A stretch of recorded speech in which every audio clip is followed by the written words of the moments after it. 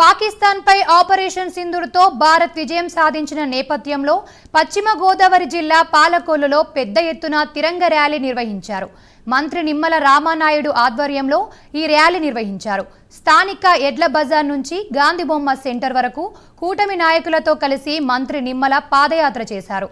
200 మీటర్ల పొడవైన జాతీయ జెండా ప్రదర్శన నిర్వహించారు.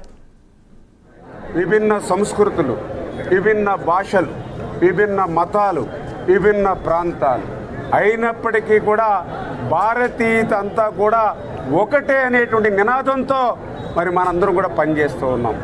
అందులో భాగంగానే ఏదైతే మన భారతీయ మహిళా సోదరీమణుల నుదిట సింధూరాన్ని తుడిచేసినటువంటి ఆ పాకిస్తాన్ టెర్రరిస్టుల్ని మరి మట్టు పెట్టేటువంటి విధంగా భవిష్యత్తులో భారత్ వైపు కన్నెత్తి చూడాలని అంటే 1కి 1,00,000 సార్లు